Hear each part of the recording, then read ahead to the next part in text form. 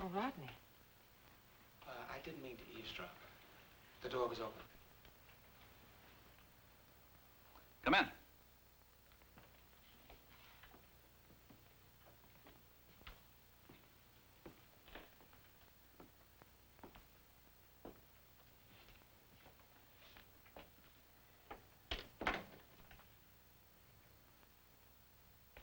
My father was always changing the things on his desk. One day he'd have a small boat model, and he'd bring that home and replace it with a ivory letter opener or something. I guess you almost grew up in this office, hmm? Almost.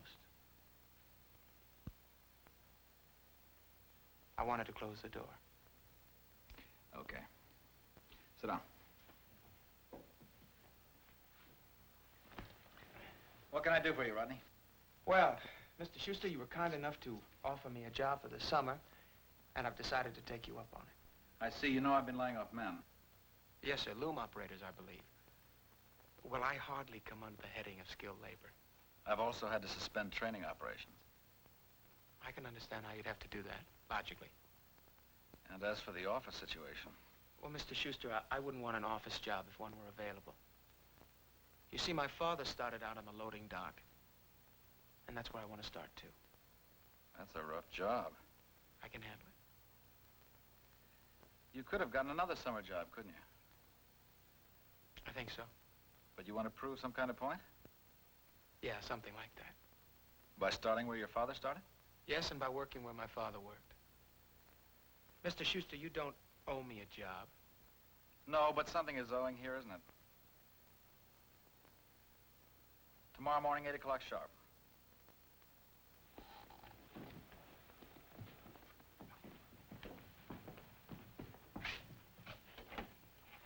And whatever you're trying to prove, good luck. Thank you.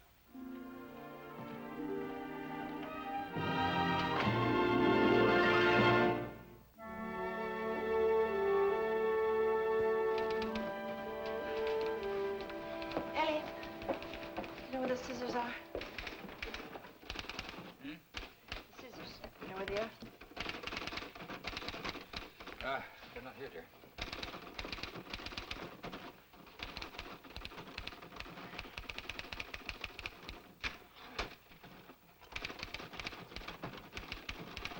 You find them?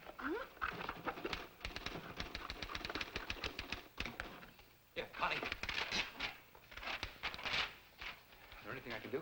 No, I'm almost finished. Well, I thought maybe I might finish up and you'd read that for me. Now, what's your frank opinion? Elliot, isn't this a little strong? It was meant to be. It's a new brand of executive. A kind of gold-plated migratory worker who follows a trail of promotions instead of farm crops. He moves not to the town, but to the job. Not to be a citizen and a neighbor, but only to prove himself. If he sees a profit in firing 1 man or 100, he'll do it without a qualm. Oh, Elliot, it's obvious whom you mean. David Schuster. You might as well have come right out and said it. I did. You just haven't read that far. Really going to ask Matt to print this? Why not? Just a letter to the editor. He doesn't have to agree with me or take any of the responsibility. But you do.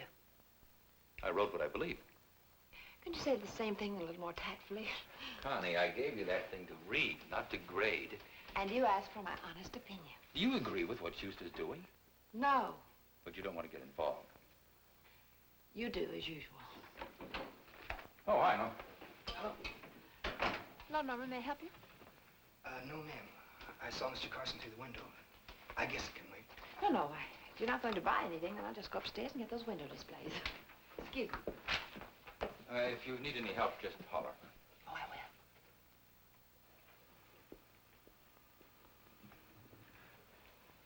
What's the trouble, Norman?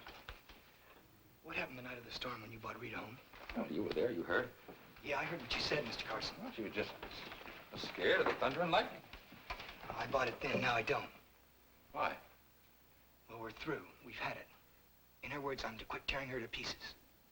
What does that mean? I don't know. I haven't done anything. Maybe that's where I made my mistake. I wouldn't say that. Joe Chernick. Yeah, what about him? He left town all of a sudden. That's something I don't understand. Come on, Norman. Spell it out. I haven't got the right letters, Mr. Carson. Well, you'd think Rita would be relieved when she heard that he split. But it went just the other way. First she tries to avoid him, then he cuts out. She dumped him. She's in the dumps. I'm not trying to drag you into something, Mr. Carson. It's just that the other night, well, she acted funny, and I didn't do anything to change her. Well, talk to her. She won't talk. Well, then... It isn't well, then. There wasn't any thunder and lightning the night of the prom, but she was scared, Mr. Carson. So was it thunder and lightning the night you brought her home, or was it Joe Chernick? Nothing happened to Rita that night. But Joe Chernick. Nothing happened. Okay, nothing happened that night. But the night of the prom. I think you're just imagining things. Are you sure? Norman. I know, don't make trouble. Don't make waves. Are you going to tell me that, Mr. Carson? Thank you, Mr. Carson. Goodbye, Mrs. Carson. Goodbye, Norman.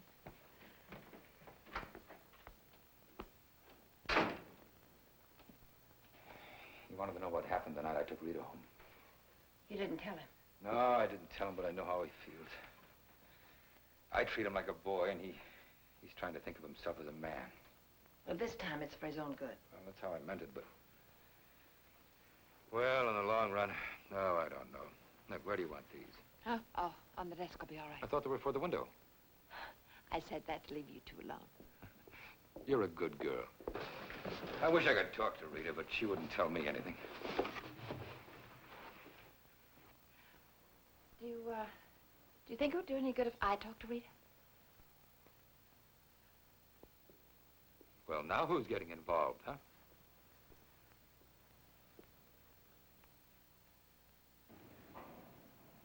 Hello, Allison. Hello, Mr. Schuster.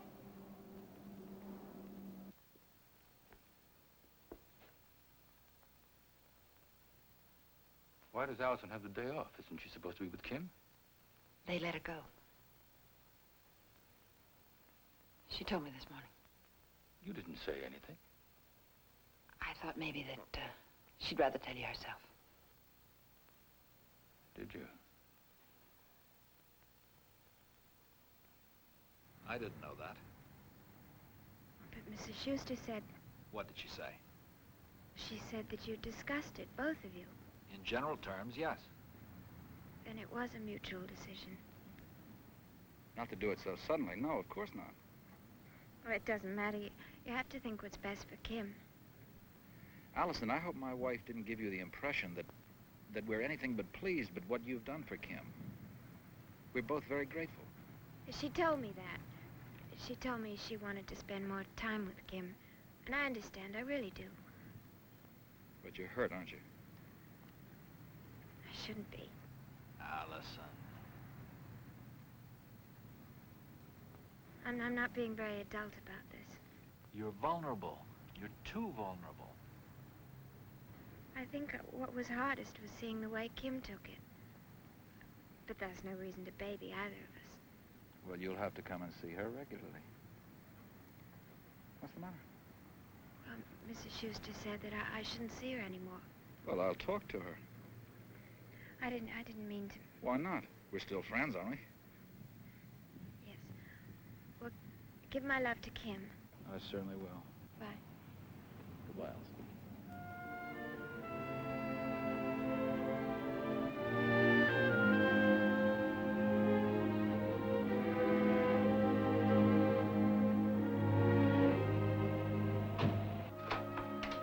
Hello? I just spoke to Mr. Schuster in the square. He didn't even know I wasn't going to take care of Kim anymore. Your mother told me. You say that he didn't know? I thought married people talk things over. Excuse me, I have to get something upstairs.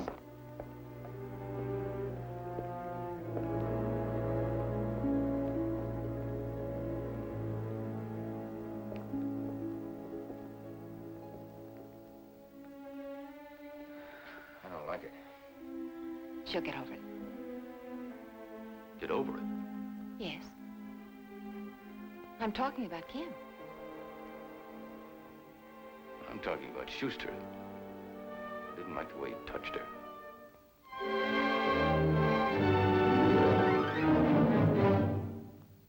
Preview from the continuing story of Peyton Place. Under attack, Schuster is going to have to reveal the kind of a man he is. He's going to have to defend his actions and his ideas. This letter could cause trouble. But what if it's the truth? I never have eaten crow. I don't think I'd like it. But if that were the only thing on the menu... I'd go to another restaurant. Dad, I want our name to be respected again. I never intended to leave that burden with you, Ron. Well, my name is Harrington, too, you know.